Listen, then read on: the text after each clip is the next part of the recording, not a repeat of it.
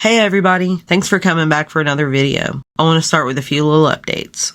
I took some of your advice and will be starting to make distinct thumbnails for each video now instead of just a text and background. This way you can distinguish them better from each other. So I hope you like those. Next, I want to talk about upcoming videos I will be making and ideas for the channel. Some people wanted to know if they could send in fan art, and I think that's an awesome idea. So I made a new Gmail for YouTube stuff, and I think it would be cool for you guys to send art there, and I can feature them with your name and username at the end of my videos. Also, I've decided my first full cryptid video will be on the Mothman. It will be a combo of research and vlog. I'm going to take a day trip with some friends to Point Pleasant when it gets a little warmer. I want to show you guys the Mothman Museum and the TNT Dome and talk to you about what I learned. So I can't wait to share that folklore and my experiences with you when I get the chance. I don't have an estimated date for that release because of work and life, but I promise to deliver it as soon as I can.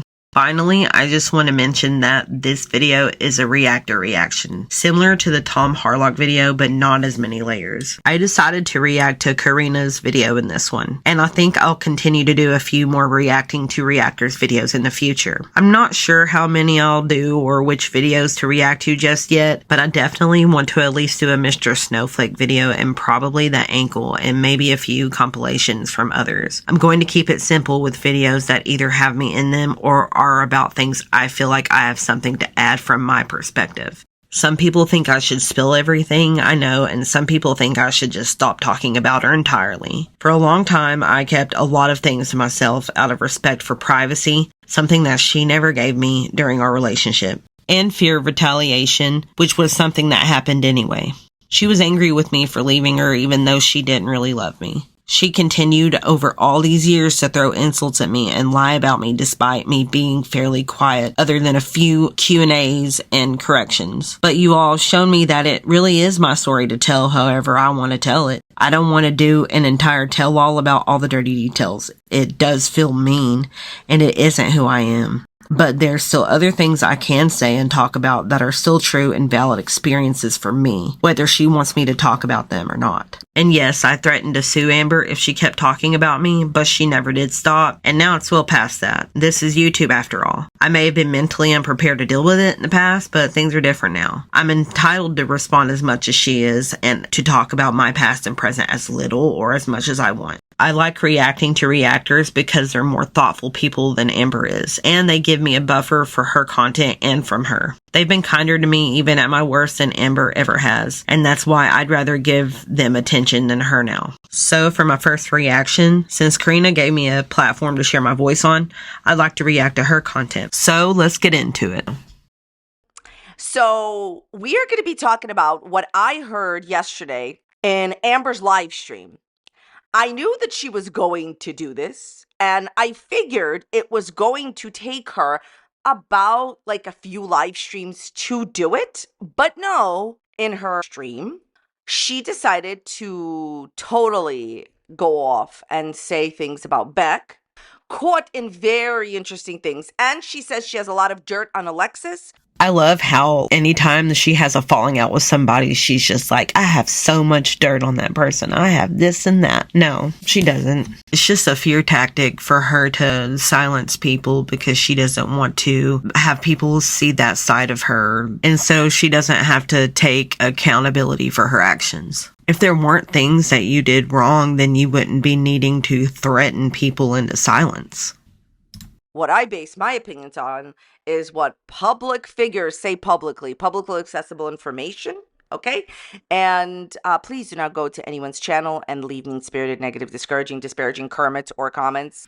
I think it's really good that Karina puts that in all of her videos because I feel like with Amber, it's kind of the opposite. She is trying to weaponize her audience into going after people that she's trying to keep silent. Okay, so here's what she says about Beck. She says that Beck is now making content about her. And obviously she is upset that Beck is making content about her. All I have to say about this is that Beck has every right to respond to all the lies that you've talked about them for years. Amber says, oh, well, I did speak about them a few times. It wasn't a few times. You've made a lot of videos. You've went off on Beck recently in a live stream saying that Beck is lying about everything. And by the way, she repeats this in this live stream. She says, it's fine that Beck wants to tell their story, but don't lie. That's a surprise. About me. Who is lying about you? I think Beck needs to react and respond to any allegation that they so choose fit.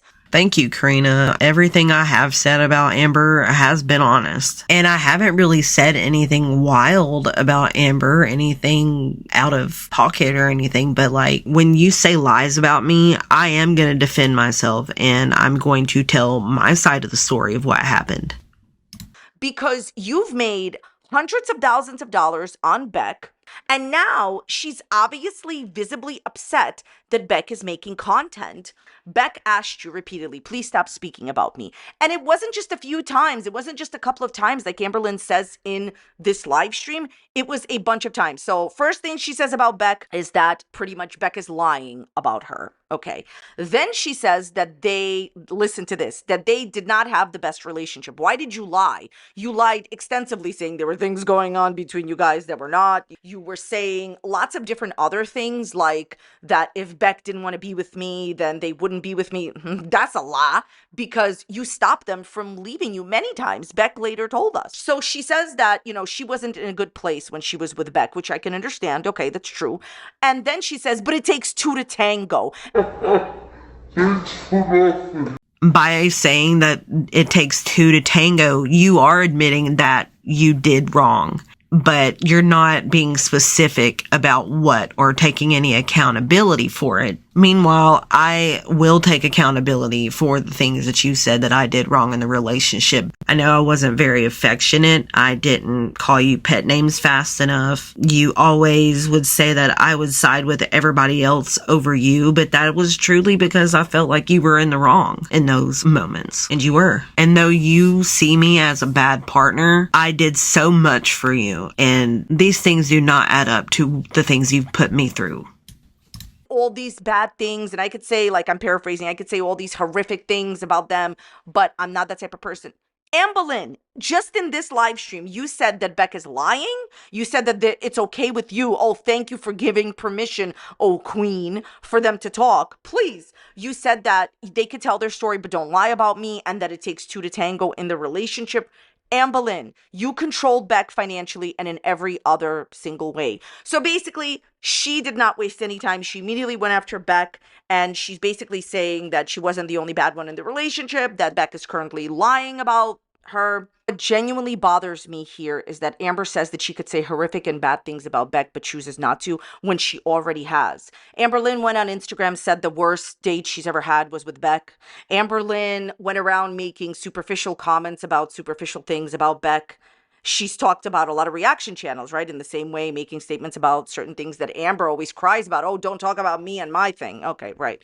You have not stopped trashing Beck. I knew that you could not help yourself. You not only owe this person a large amount of money from the live streams, but have some decency. This person went through renal failure and still drove you around, and you filmed them while they were incoherent. This person did everything for you for 4 years, and when they dared to break up with you, like I said, it's narcissistic injury.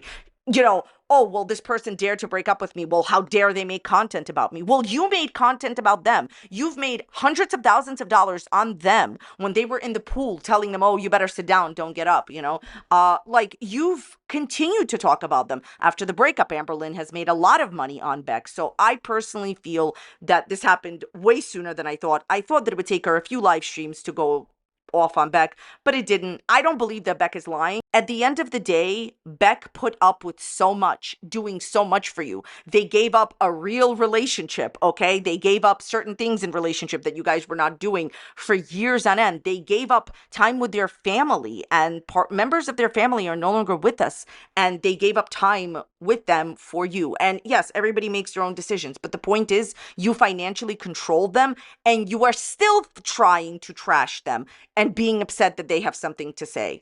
And I truly, honestly feel like I was obligated to do so because she didn't have anybody else in her life. Like, she had burned every single bridge of every other person in her past.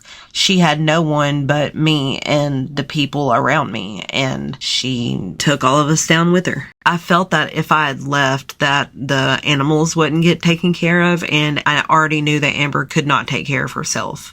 In one of my last lives with Amber, you guys heard me say, who's the one that's been wiping you? And obviously I didn't mean for anybody to hear that, but you guys did. And I'd only said that because I was just so frustrated in that moment because she kept acting like I hadn't done anything for her. At one point, she said that I didn't do any caretakery things for her, so I didn't feel like a caretaker. But I did start to feel like a caretaker, and I'd felt like one since we had lived with Eric and Ricky. So that's where the whole wiping thing started, was when we were living with Eric and Ricky. And that didn't stop until the day we broke up. But even before then, I felt like a caretaker. I would do all of the housework, all of the cleaning. I would help her try to maintain her hair because it would get matted. And I would help her wash the back of her neck because she would wear chokers and it would rub on the back and like stain it. So I'd try to help her get the stain off. So while I wasn't perfect, I did do my best, and none of that excuses the things that you have said about me and the lies you have told. And none of that makes our experiences equal.